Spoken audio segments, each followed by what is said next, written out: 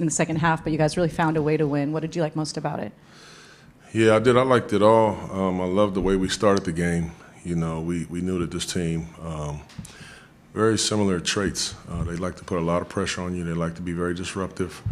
So we spent most of the day just talking about how we would try to alleviate the pressure. A few little different things that we went over this morning that I thought our guys really, really executed and did an awesome job of being patient when they picked up their pressure, being patient, taking the blitz, throwing it to the pocket or advance pass, and then from that point, we made really good decisions.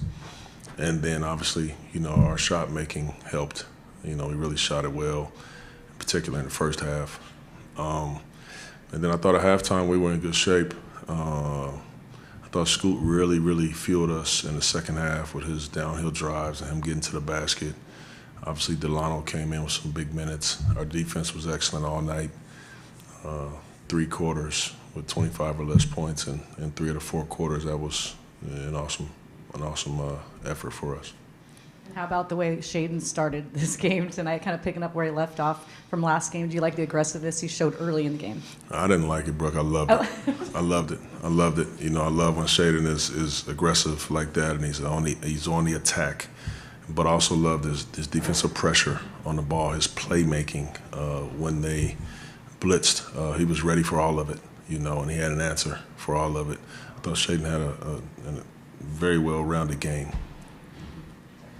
Coach, could you expand a little bit about what you liked defensively from Shaedon's game? Because you had talked about, you know, like the offense, you got a pretty good idea about that. But it seems like defensively he's made some strides lately as well.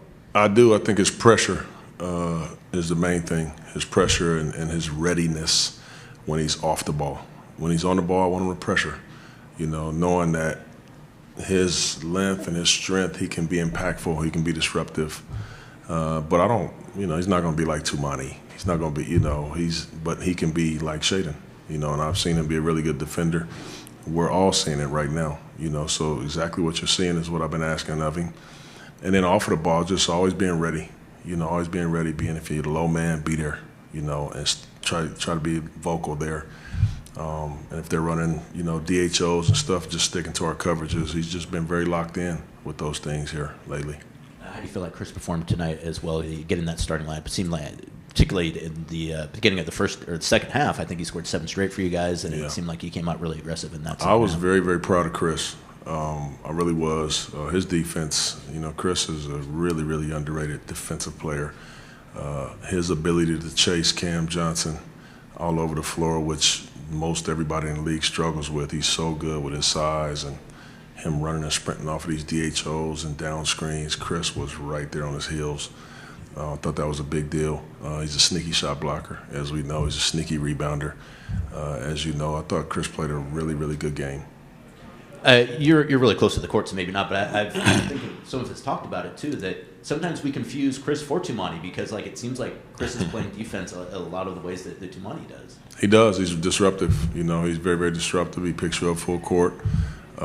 He's like glue. He's just on you the whole time, you know. So he's just a weapon that we always have, and obviously when we're fully loaded, he doesn't play much, you know. But I trust him when I put him out there. He's always making the right plays.